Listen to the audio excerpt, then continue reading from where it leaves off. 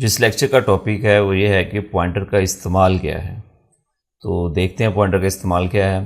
ये मैंने दो वेरिएबल बनाए हैं, एक का नाम x है, दूसरे का नाम y है। कोई भी आप नाम रख सकते हैं। तो इसको एक को 5 वैल्यू दी है, एक को 10 दी है। तो प्रॉब्लम जो हमारे पास जो प्रॉब्लम स्टेटमेंट वो ये है कि फ़र्ज़ करें कि हम एक ऐसा प्रोग्राम बनाना चाहते हैं, ये y की वैल्यू x को मिल जाए और x की जो वैल्यू है वो y को मिल जाए, और ये काम हमने एक फंक्शन के थ्रू करना है। अब ये देखें कि ये दो मैंने टू स्टेटमेंट आगे लिखी हैं, जो सिंपल जस्ट x और y की वैल्यू को प्रिंट करवाया। तो x की वैल्यू अब देखें, मैं प्रिंट करवा कर भी दिखा देता हूँ कि 5 और 10 जो है वो प्रिंट हो जाएगी। सिंपल, कुछ भी अभी नहीं किया। ये इस वजह से मैंने ये दो स्टेटमेंट लिखी ताकि हमें पता चले कि पहले वैल्यू ये थी, बाद में वैल्यू जो है वो चेंज हो गई है। वो कैसे एक फ़ंक्शन बनाते हैं यहाँ पर।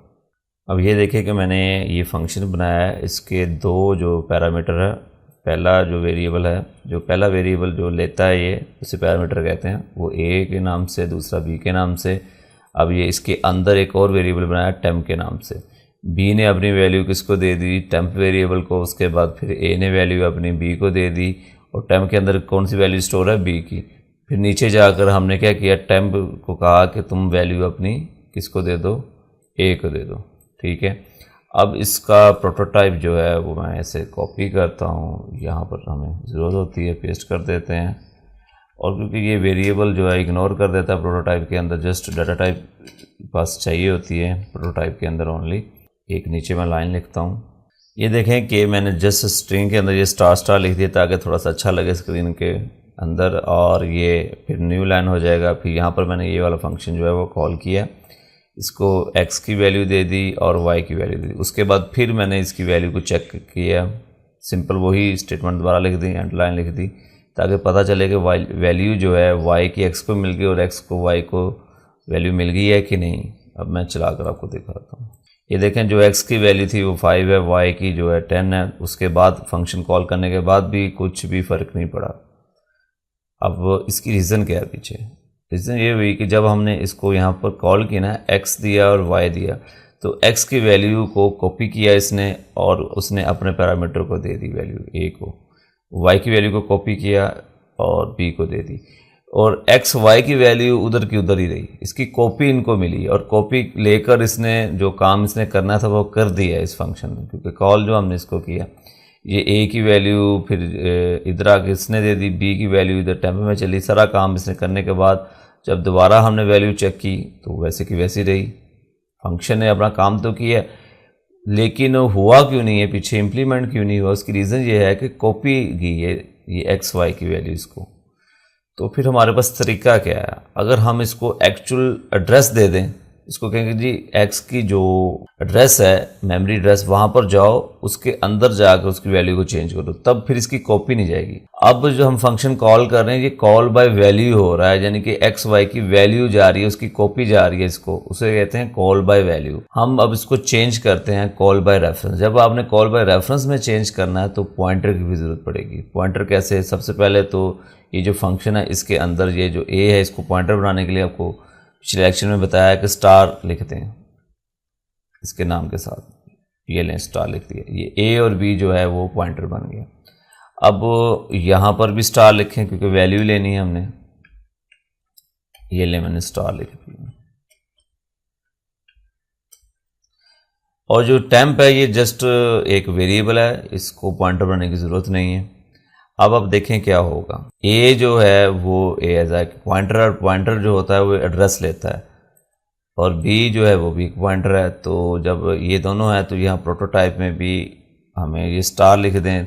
नाम लिखने की ज़रूरत नहीं, अगर लिखना चाहते हैं तो लिख दें, जस्ट स्टार लिख दें, ताकि ये जो प्रोटोटाइप फंक्शन है इसको भी पता चले कि इसको जो चीज़ मिल रही है वो क्या चीज़ मिल रही है, पॉइंटर मिल रहे हैं प्रोटोटाइप में, इसलिए ये स्टार लिख दें। तो अगर आप यहाँ पर a लिख दें तो फिर भी ठीक है, आप थोड़ा सा शॉर्ट तरीका अपनाएं। उससे ये होगा कि जब आगे प्रोग्राम्स आएंगे तो फिर आपको समझ आएगी, वहाँ पर जस्ट यही स्टार ही लिखे होते हैं। अब आगे जो हमने काम क्या करना है कि यहाँ पर कॉल जो हम कर रहे हैं ना, इसको एड्रेस पास करने के लिए x का ये एड्रेस ऑपरेटर लगाते हैं आगे। ये लें, अब जब कॉल होगी तो होगा क्या कि x y का एड्रेस इस फंक्शन को मिल जाएगा, इस पॉइंटर को। तो फिर यहाँ पर हम क्या कह रहे हैं, टेम्प एक वेरिएबल बन गया, बी जिस एड्रेस को पॉइंट कर रहा है, यानी कि जिस एड्रेस को की तरफ इशारा कर रहा है वहाँ से वैल्यू को लो।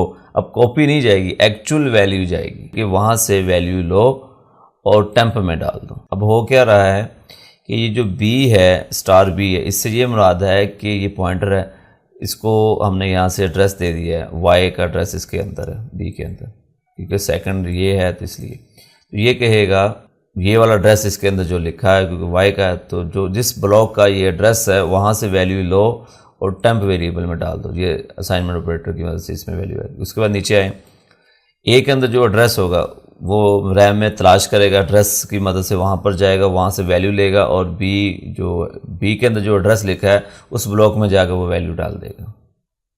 उसके बाद टेम्प के अंदर जो वैल्यू है वो आएगा और जो ए के अंदर जो एड्रेस मौजूद है वहाँ पर जाकर ये टेम्प की वैल्यू वहाँ पर स्टोर कर देगा।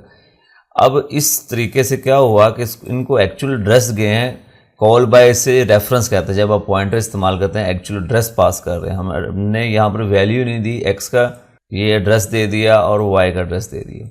ये एक्चुअल वैल्यू को लेकर फिर इस तरह हम चेंज कर लेते हैं प्रोग्रामिंग के थ्रू। अब मैं आपको चला कर दिखा देता हूँ। ये देखें कि 5 और 10 था, तो जो x है उसकी 10 हो गई और y की 5 होगी। उससे क्या हुआ है कि हमने पॉइंटर इस्तेमाल किया और इस फंक्शंस को जब कॉल किया, इसे कॉल बाय रेफरेंस कहते हैं।